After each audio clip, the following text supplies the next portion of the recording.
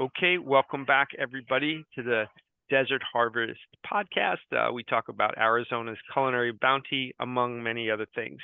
My name is Pete Deeley, and I am here with my partner Oren Molovinsky. Good morning, How you Oren. doing, Pete? Good morning.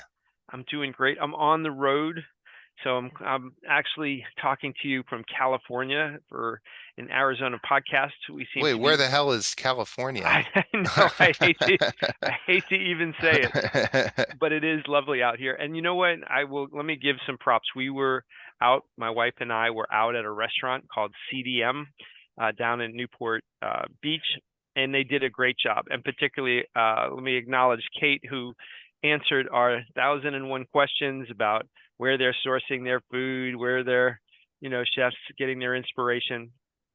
They were really, the food was excellent. The ambiance was super cool, and they were just wonderfully, they were wonderfully accommodating. How about you? Anything in the food world cool about your week? Anything we should talk Yeah, of course. I was keeping it real here in Arizona, and about? I was down in Tucson and had a chance. I was working, but I had a chance to go by and check out Don Guerra's Pizza Pop-up at Barrio Oh, Bread, and yeah. it's the first one he's done in a few years, and they crushed it. I mean, I think he had uh they sell it by the slice. It's like a Sicilian style pizza, Okay. and they do it right out of the bakery there. And of course, it was lined up right at 5 p. I mean, at 4:30 p.m. the line was out down the block. Oh my God. And as soon as they opened, boom, it took 30 minutes and they were sold out.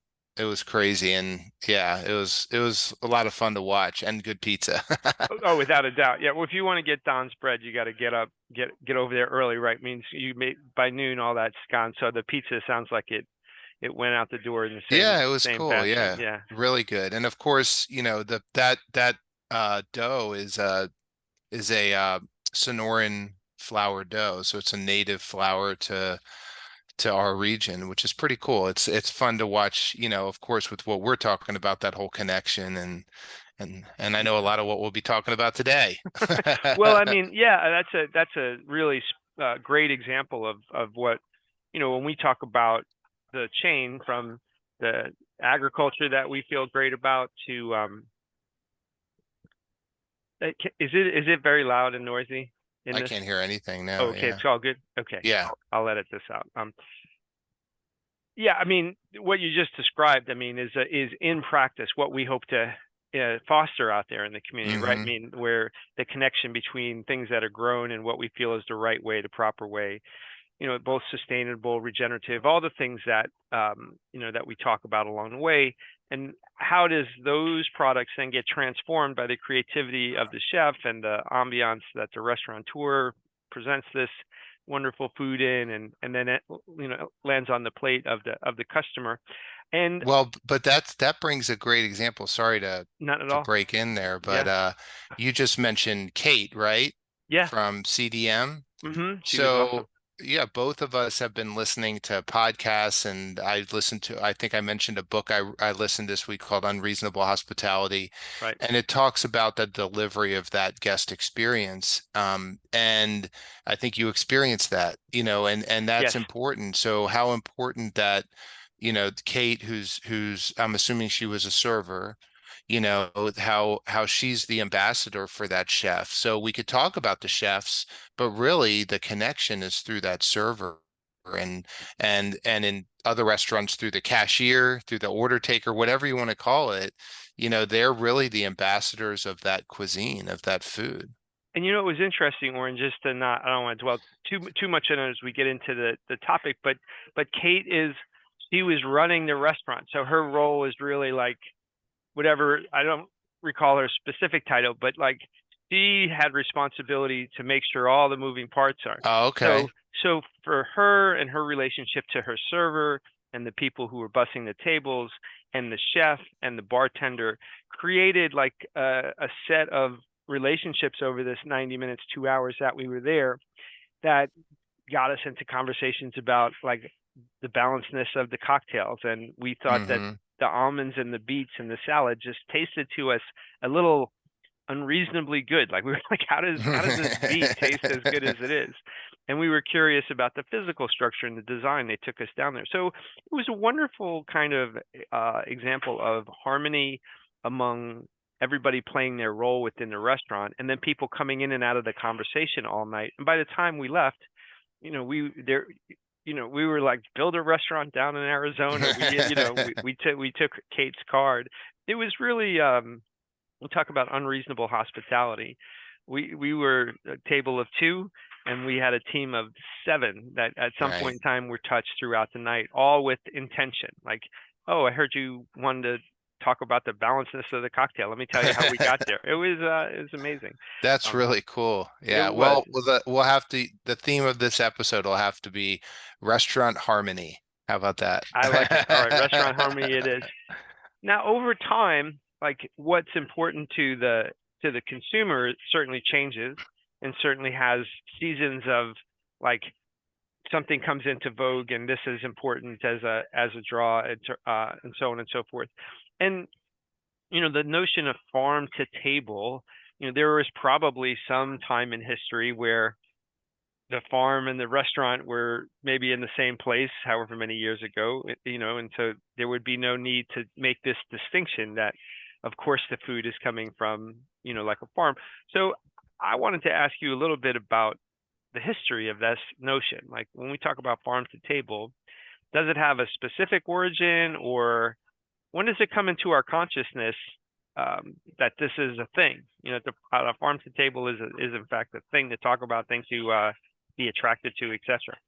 Well, I mean, you just experienced, a modern version of I how did. restaurants began, the weary traveler, looking for sustenance, Right, and that's how the chef was created, and the innkeeper, or so, but of course it was always cooking with what's available to you, with the seasons, until refrigeration came along, and right, freezer trains, and Louis Armour, and the whole movement in Chicago to get to basically get beef out to the masses. right, And then that went through its own iteration, but it basically spiraled into post World War II food service in America, which is, everybody buys the same tomato, it looks the same, tastes the right. same, which is like shit. And and The then same bad and tomato. Yeah. so um so anyway, the evolution back to that uh seasonal dining, or cooking with the seasons, um has become somewhat of a, you know novelty. It's not really the Right, way everyone does things all the time. But the farm to table restaurant came along, and I joined it early in the current movement. I mean, there's people like Alice Waters, right, right. who have been doing this since the 60s, and, wrote the book, right? And Hmm. then more recently, Dan Barber, who we're going to talk about, Right. who has kind of taken that, and gone almost to the next level with it, as far as, it's less his is very intentional. Yeah. Where Yes. I think Yes. Alice Waters kind of fell into it reading her book. It was like, well, this just makes sense, and there's this bounty all around me, why would I not? So she was a great cook that fell into seasonal cuisine. And then but yeah, so the fine dining restaurant really is who brought this whole movement forward, of reconnecting with the right type of farming, what we Right. talk about, farmers who are connected to their soil, who grow without chemicals, whatever Yeah. you want to call it, sustainable, organic, regenerative. There's so many words out there. Right. Yeah. We probably need to coin a phrase for our decade here, but Yeah. Yeah. the that started in fine dining, and really in like the 90s. Hmm. Um, and that's where it became fun to start creating those relationships with the producers, which a lot of great chefs have always had relationships with the producers. We talked about that in our first episode.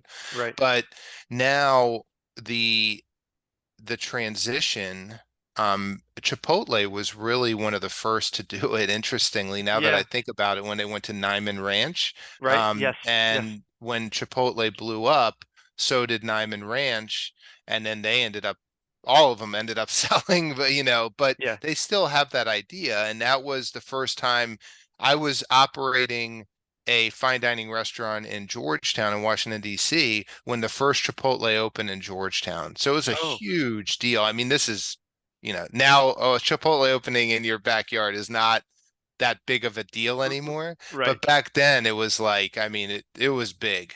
right. And so I'm running this fine dining restaurant, and my chefs and I are going to Chipotle and really appreciating what they're doing. Yeah. Now I moved to Arizona and I never go to Chipotle anymore, but because there's so many, great restaurants here and quick service and taco and burrito shops. But Right. the point is that you can do it. You, Hmm. c- but there's a bridge between fine dining and quick service, and there's a lot of food service operations that live on that bridge. And I think it would be fun to explore that a little bit and talk about the restaurateurs and the food service companies that have embraced this and have come up with a strategy that works not just for them and their guests, but for the farmer, rancher, whoever they're working with. Yeah, I think when we talked a little bit about the structures that came into place with your leadership in DC of creating like demand for the growers in the Shenandoah Valley, with the restaurateurs, which created a certain predictability to the marketplace for them.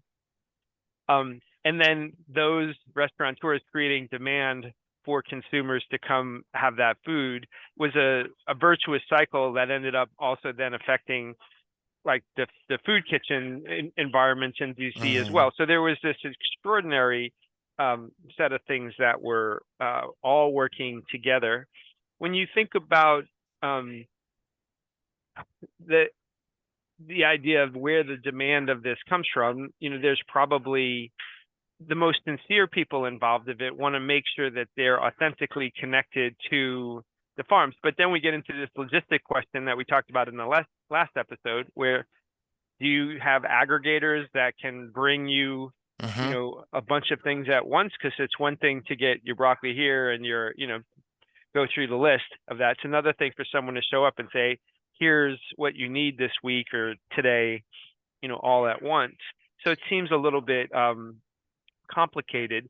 Did you see a pattern that involved where like fine dining might have led the way, but then, as I mean, Neiman started to serve also what Shake Shack and other like as Hmm. they blew up, they became a And then they brand, a became brand name. basically a commodity brand.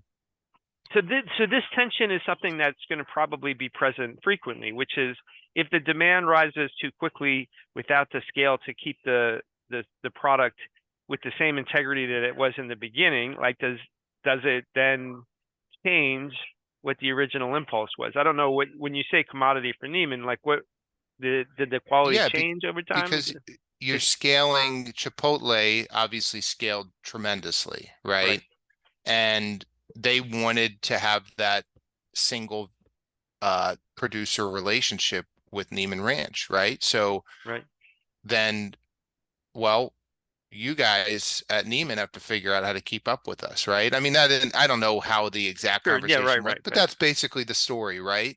I would think. I'm sure, the McDonald brothers didn't have some, with their first restaurant, didn't have some this huge beef contract. They were probably going to local beef Yeah, suppliers too. It all exactly. starts somewhere, right? Right.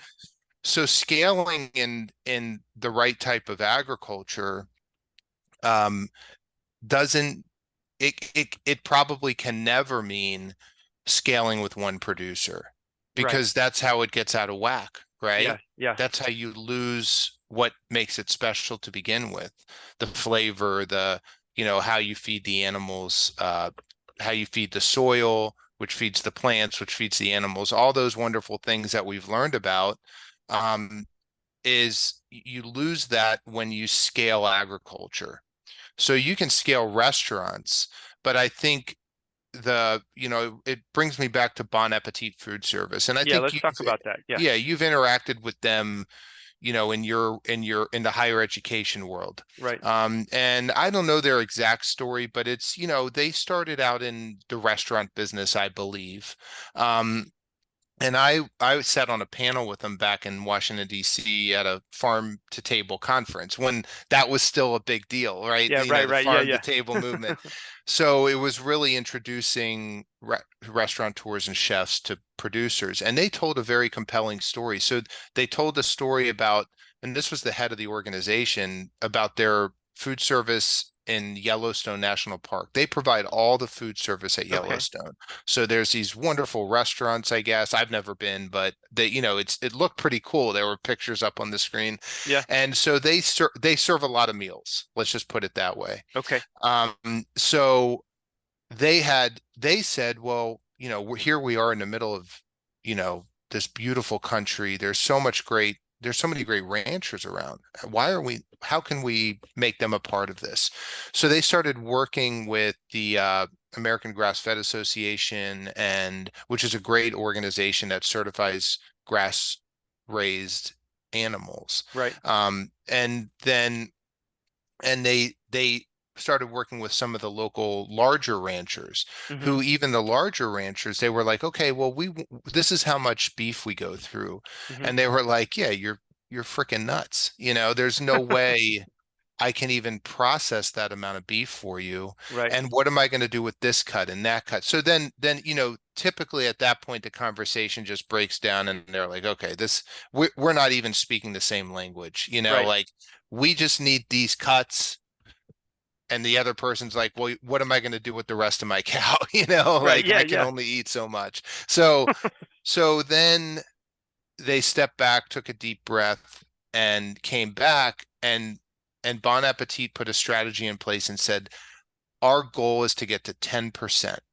10% of our total purchasing volume Yeah. for the Yellowstone Park, for our food service, will be through local producers. Okay.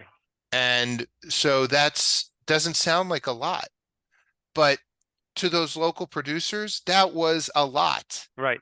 So, a small piece of a massive pie, better than the whole pie when the pie is the size of your fingernail, right? Right, So, right, right. so that's it sounds simple, but not everyone was thinking. I wasn't thinking that way. I was thinking all or nothing. I was Yeah. thinking the consumer wanted, if they came to you and you feature all these wonderful farm products, and you highlight them and tell the story on your menu, your servers like Kate, or Yeah, yeah. Kate's not a Yeah. server, but Right, right. they're Yeah, yeah, I telling the get it. Yeah, yeah. story. Sure. And then to me, I thought it was like sacrilegious to put anything on the menu that wasn't from a local farm. And I think that's where I was part of a mindset that said, you're either in or you're out, Right. right? Right. So I was wrong. But, at the time, we wanted to be genuine to what we were doing. So as soon as I heard that, it was like the biggest light bulb in the world. I was like, shit, 10%. Okay, I get it. And then that just stuck. And ever since then, I've preached that to anyone I can talk to, about how that's really the rule that you should start with, right? Like Right, right. if I can support 10%, even if I'm a fast food burger place, right? Right. Yeah. And I have 80 locations in Arizona. And okay, well, maybe I sell a lot of burgers. I'm not going to be able to do it with my burger. I probably can't even do it with my bun, right? Can't do it with my French fry. What if I did a special, like a special chili, Yeah, or like a yeah. Hatch chili burger, right? Maybe this is in New Mexico, but we get a lot of Hatch chili influence here because we neighbor New Mexico. Sure. And so, oh, well, I go through, 10,000 pounds of roasted Hatch chilies in one season of doing this.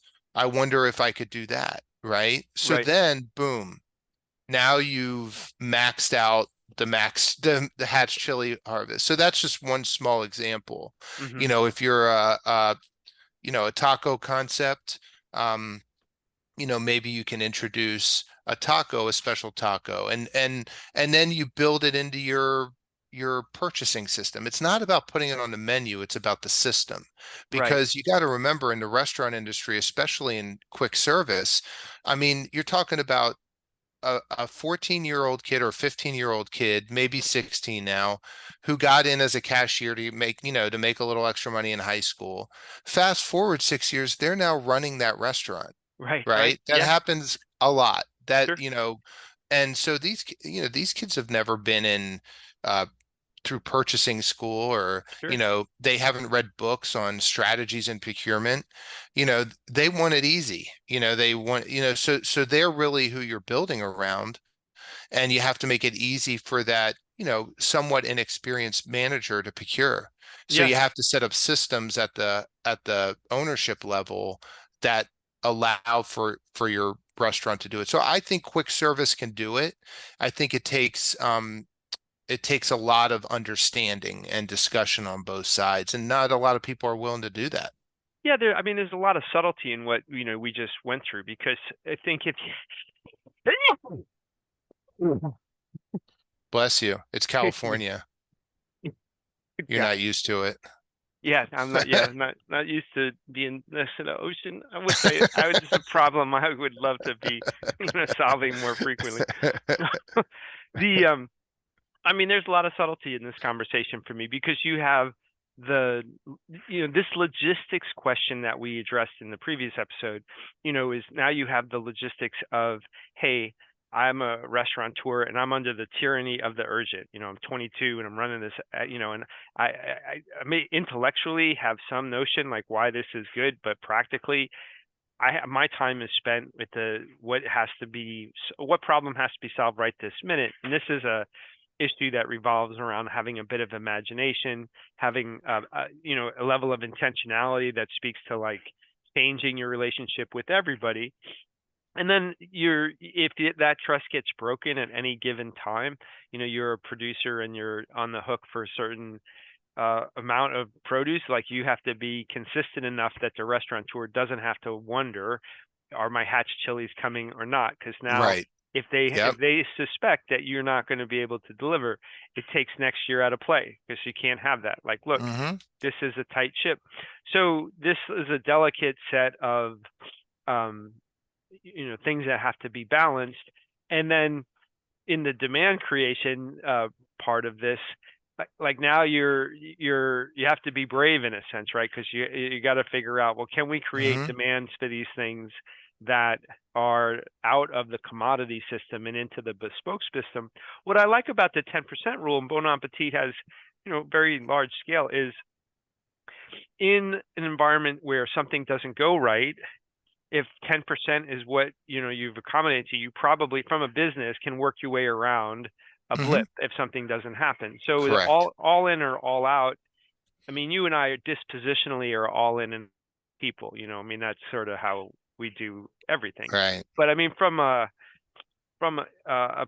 standpoint of like trying to strengthen these systems that we're talking about, having a 10% kind of point of view gives everybody um, a chance for things not to go perfectly in year one, but survive into year two to kind of deepen trust. And I don't know. I mean, does that am I tracking what you're saying in Yeah, some no, sense? absolutely. So there has to be an intermediary at this point, right? Somebody has to be there to help get to that finish line, and even help to get the conversation started, Right. right? You can't expect that, uh, taco shop chain is going to just figure out. Right. And Right. unfortunately, departments of agriculture are more technical in nature. I know that of Arizona, where they're not necessarily like marketing folks for the farmers. It's, if you call and say, hey, I'm looking for a local yada, yada, yada, they'll probably point you to a list online, right? Yes. They're Right. not going to like start sitting there and having a conversation with you. So it's not like it's easy to access Right. folks. Right. Yeah. And on the other way around, anyone in agriculture, I mean, Steadfast Farm is a great example. If you look at their website, and they're farming on what, an acre and a half, Right. Yeah. they're servicing a lot of restaurants, but the restaurants aren't buying all their produce from Steadfast. There's no Right. way either of them could do that. Right. But now the restaurants have that connection with the producer, and it's fun. It's fun because they Yes. can create dishes around what's coming up, Yes. Yep. literally, Yeah. Yeah. Right. and so that conversation, so it's just about stepping back, taking a deep breath, but having somebody there that you can trust to help facilitate that. And there are some folks, I think I sent you the one guy that I know in Tucson that's starting to bridge that gap that we should Yes. definitely have on the show. Yeah. In fact, I met his wife at Barrio Bread yesterday. Oh, no She kidding. was there buying some pizza, and Don introduced us, and Okay.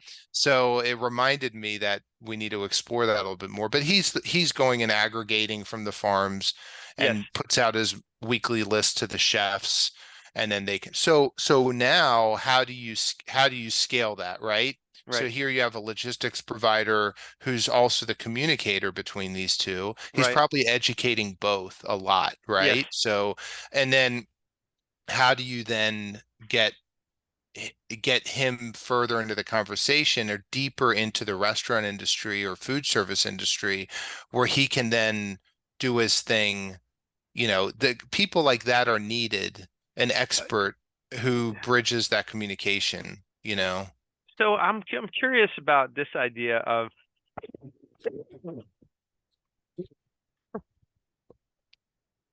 God. I'm gonna have a lot of edit. I'm not a good editor. It's gonna be a lot of editing for this show.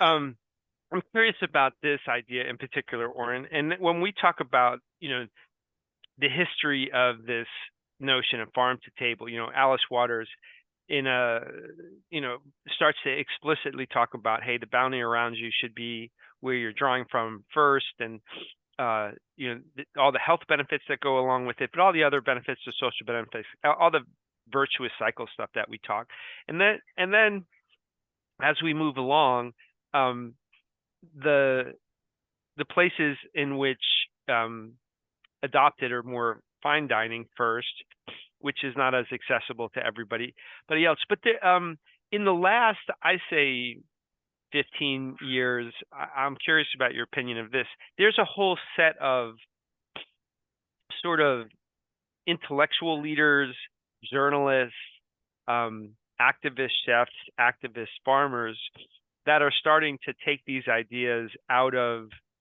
just the restaurant world or even the foodie world and starting to bring it into people's consciousness in general, which to me complicates like this demand generation idea, because they may be creating an attraction to an idea that didn't previously exist. And let me give you a few examples of what I mean by that.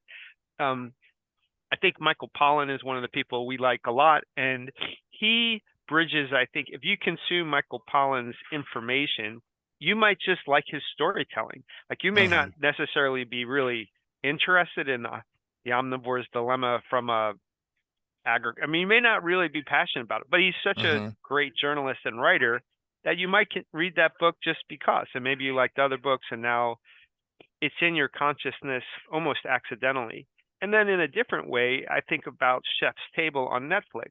I mean, when the Dan Barber episode, season 1, episode 2 came out with Chef's Table, it I I'm gonna be it's gonna sound hyperbolic. It literally changed my life Hmm. because I saw in practice like what these ideas could look like from the standpoint of like prosperity, and then working its way back to um, get his book The Third Plate, like getting people to really rethink lots and lots of things, um, in an entertaining manner. That episode is like super easy to watch as a film, but the information in that was so powerful. If you allowed it to be, it was something that I think probably changed other people's attitudes too. Right, So right. could you talk a little bit about the interplay between like how these things are now more in the general consciousness, and then ways in which that might play out uh, specifically, um, in the marketplace of restaurants and growers. Yeah. So, I mean, you mentioned Dan Barber. He's about as good as it gets to discuss this, and that was a fantastic episode. But really, I mean, when you look at part of the reason he started doing this, I think, or at Right. least, reading his book, The Third Plate, it was out of control. He's a control Yeah, freak, right? yeah, A yeah. lot of business owners and chefs just want to be in complete control of their environment, right? Right, They're very, it's a precision fine dining restaurant. You're charging, hundreds and hundreds of dollars per person, right, to enjoy this experience. So the sense of accountability that they feel, that they put on themselves, that pressure is intense. So it's like, I'm not going to leave this up to some schmuck, right. Yeah, who doesn't even know where their beef is coming from, this local massive processing facility where they just get beef from all over the world and they don't know who the producers are. right. I want to know where this beef is coming from, because if it sucks, I want to go and talk to that guy directly. Yeah, And that's really where that's where it started for me, was yeah, about having that relationship with the producer. So I think when you think of people like Dan Barber, they are doing it in the purest form of absolute control. And then once they start to recognize the impact they're having on their ecology of their community and the impact that they're having uh, on the well-being of those producers, then that's when they get really into it. So if they are it, Dan Barber's a great example. I think early in the book, The Third Plate, he talks about when they first opened the restaurant, yeah. Blue Hill at Stone Barn. And he said, he had this group come in, um, who were this high profile, like, I Oh, can't that's right. remember Yeah, I know the which story. Yeah, publication it yeah, yeah, was, but, he's billing himself as this producer first, and he yeah, serves yeah, bluefin tuna. yeah. Right, right, And it was like this big embarrass. I don't remember the stories exactly, but it was a very embarrassing moment for him and for the folks right. who were Yeah, there. right, It was, and that's where he was like, "What am I doing?" Like, and he started to appreciate the effect. So if you think of that, and then Michael Pollan's wonderful anecdote from, I believe it was from the Omnivore's Dilemma, but you have 3 votes a day to make yes, a right, yeah, difference, and breakfast, lunch, and dinner. So the consumer has has a vote. Obviously, the restaurateur and the chef have a vote, and I think um, helping to helping to explain to the restaurateur the effect that they have on their ecology in their area and in the country is very important. That's what hooks them into the whole idea. yeah, And it's not just about having something kitschy on the menu or a slogan. It's about this deep-rooted understanding that I'm impacting my economy. right, Like, right, right, I, right. as a Yeah, chef, yeah, can have this incredible impact on the economy. And then you think about somebody like uh, Chipotle, right, right? I mean, I'm not calling Chipotle out, but did it, they did a great thing when they introduced that type of, you know, hormone-free meat right, and, right. Yeah, all that stuff, right? And that's great. And they started, in essence, to make that fashionable among quick service restaurants. But now it's about, okay, wait a second, let me step back now. I have all this volume coming through my system. I have all this great goodwill with my customer base. You know, how do I now really uh, deepen this impact in my community? right, And it's not just a holistic thing. It's not just, this touchy-feely thing. right, It's right. it's real. And we as a nation, I think, it sounds like this big, political talk, but if we can really figure out how to do this regionally, then think about the economic implications for our country, and not just in specific regions that embrace this, but you become a very self-sustaining society. Where, obviously we're still dependent on importing for lots of things. Uh, but in this case, why? Why would we do that, Yeah, I right? mean, it's a 10% thing in a lot of ways, right? I mean, if we start to reallocate resources to develop these systems, I mean, part of the virtuous cycle for me is you win on flavor. Like this improves the quality of life in the sense of like things you are consuming are more pleasurable. But then you go another, if we're just going to talk about non-economic benefits, I think it's a healthier thing. So we've improved health and happiness just, before we've done anything else. But if we kind of redid local agriculture in a way that, created these tight bonds, there's a whole set of economic outcomes that, we'll talk about in this podcast over time that everybody wins in that environment. Well, you brought up a great point. Well, yes, I agree. And the economic outcomes are, I think we talked about having a local economist Yeah, on who yeah, understands that. But you keep bringing up the point, and I'm glad you do. And because I believe in it. But right, you are what you eat, and you are what you eat eats, right? right. So, Yes, yes. somebody I think who is a naturopath, And and I've had the pleasure of professionally working with her, yeah, and she was very influential on how I ate, right? Where I first learned that was when we were doing those dinners together, at Grace Farms, and I learned about how to eat. And then when you meet with a naturopath, there's a certain order in which to eat, whether you're eating local or organic regenerative food or sure, not. It's like if the only stop is the local gas station for your sustenance for lunch, right. here's what you do, right? Yes, Like there's a way to do it. If you're in the airport, when I was traveling, yes, I would sometimes be in a panic of like, oh shit, I'm trying to not spike my blood sugar. How do I do that? At one point, I was with a nutritionist that had a 24/7 person for their clients on standby. And if you were having trouble, they would say, "What airport are you at?" Okay, here's a list of things oh, you how can go by. interesting. Yeah, Yeah, so it was not super expensive either. yeah, And that was provided by naturopath. So if we think about this, Pete, like if we think about health as one aspect of this, you know, naturopaths help us learn how to properly regulate our bodies, whatever. You know that way better than I do. Okay. So, but what I learned is don't start by eating anything with sugar in it at the beginning of the day. You just screwed yourself for the whole day. Well, good cooks have known this, and good and cultures have known this for millennia, right? Like true. how to properly eat so you're not killing yourself. Well, here in our country, and I would say Arizona's no different, we're eating to kill ourselves, in general as a society.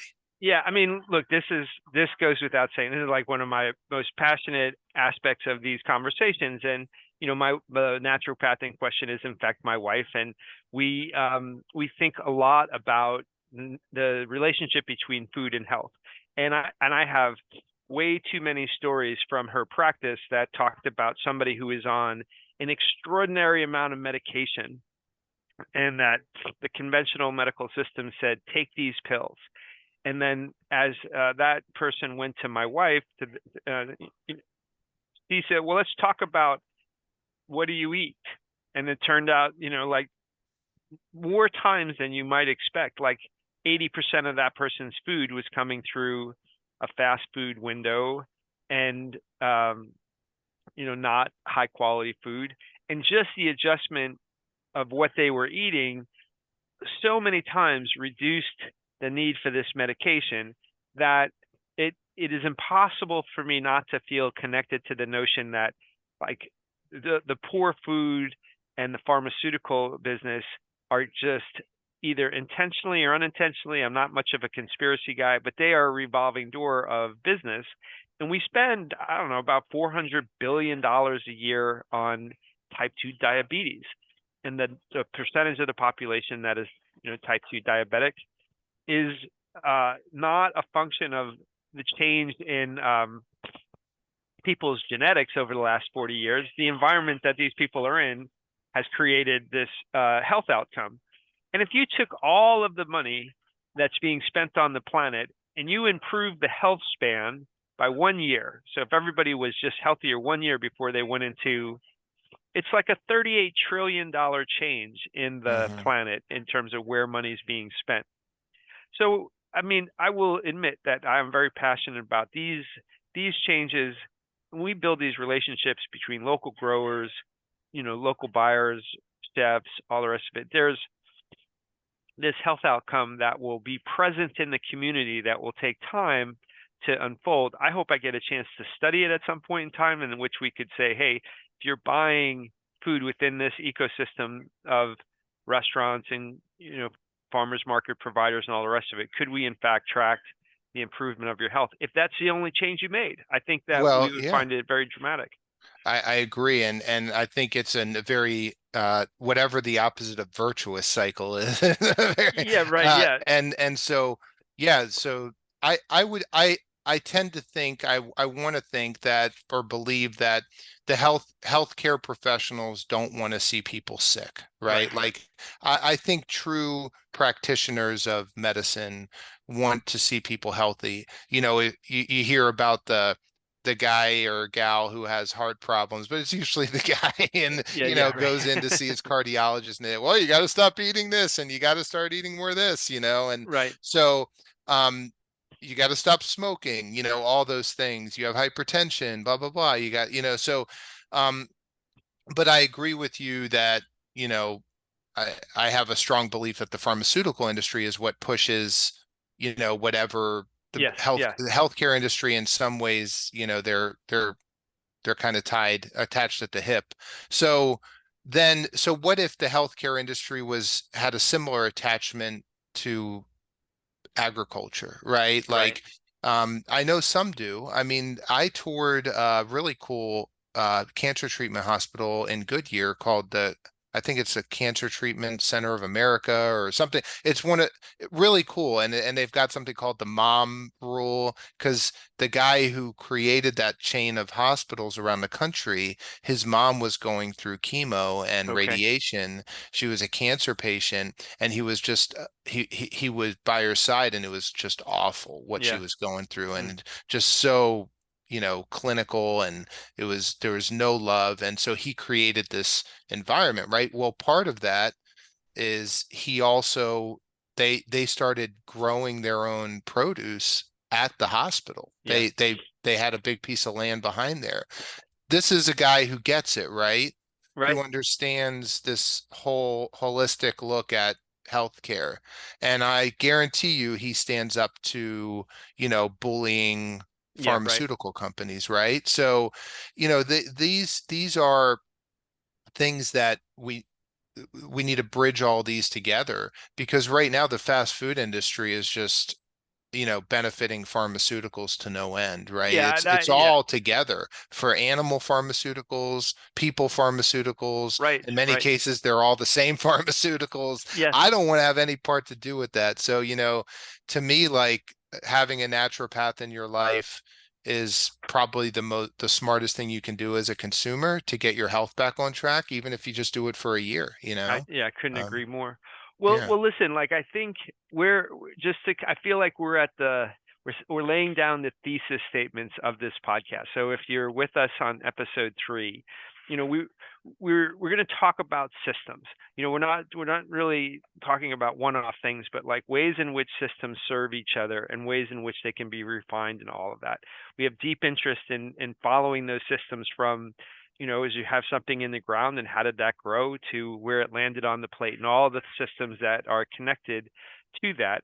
And we're going to talk about that in terms of like what's the economic impact of these systems. We're going to talk about what's the social impact of that systems. What's the health impact of those systems. So today, we kind of meandered our way through, there was a time where the farm probably sat behind the restaurant and the traveler was walking around a horse or whatever. And, you never had to say farm to table because of course that's where the food came from that. And as, agriculture gets mechanized and industrialized and, solves a lot of problems. I mean, it solves the problems of feeding many people in a way that we weren't able in the, certainly World War II era and beyond. There's lots of changes. Then you can't ignore uh, the good parts of that either. There were lots of people who were fed in different ways that come out of that system, but then it gets sadly perverted from my point of view, that then as we go along, how much Roundup is in our bodies because we're growing seeds that are Roundup tolerant, that make the business of producing the product easier, but doesn't make the product healthier or tastier. And we have many different examples that we can talk about where that stuff is broken. So, Oren, if you kind of summarize a little bit about as we move into we'll start to bring new people in to Mhm. talk to. I mean, how much you summarize some of the things we talked about today? Yeah, I think, and I remember the name Pivot Produce. Oh, excellent, excellent, very good. So, I think having someone, that's at the very at the very grassroots community level of connecting the chef with the producer. Hmm. Um, I think it would be great to have a discussion with Pivot Produce just so that Yeah, we can understand the things that are going right.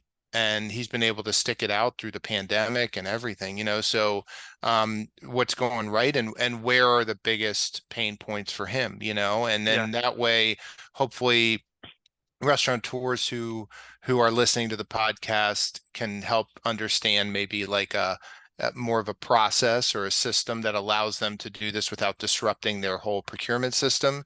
And on the other hand, farmers and ranchers and can understand where the restaurant's coming from and determine how they can accommodate that procurement system. yeah, But there has to be some people in the middle, unfortunately. And part of that, Pete, is that's changed that maybe we don't think about unless you're running a restaurant is FDA rules, sure, local health departments that operate under FDA guidelines, but then have their own set of rules for right, each municipality. So Maricopa County here in Arizona has its own set of rules modeled around the FDA, but the FDA is a minimum standard. So right. it's not as easy as saying, well, we used to do it right and now we're not. There's been a lot of Yes, yes, right. regulatory pieces that have come in between the producer and the end user. Yeah, that's And interesting. that was well intentioned, Sure. but that's probably a whole other Yeah, arena. yeah, yeah. We'll have Um, to talk to Joel Salatin about that, right? yeah, yeah, We oh talk yeah, about that would be one the extreme. difference of his abattoir and the FDA regulated one. It was a famous part of you know, Well, interestingly, most large fast food quick service chains have a health inspector or former health inspector that works for them, yeah, because they're sure, helping them navigate through these regulatory things. So it's about food safety. That's a big word in sure, hospitality and food service, about food safety. right. So we have all these food safety regulations in our country, and Hmm. some are just ridiculous. Yeah. And yet we have the highest cases in the world Yeah, of right. foodborne illness. Yeah, yeah, So it's yeah, like, yeah. something's not right. Yeah, yeah. The system has a lot of places in which it's broken. Well, but Yeah. okay, and it's true. There's a lot of places that it's broken, but there's a lot of places where it's healing and growing new things, and we're gonna talk about that as much. So listen, this has been another great episode. Thanks for taking us through some of the historical things. The references that you made, we'll see if we can get into the show notes.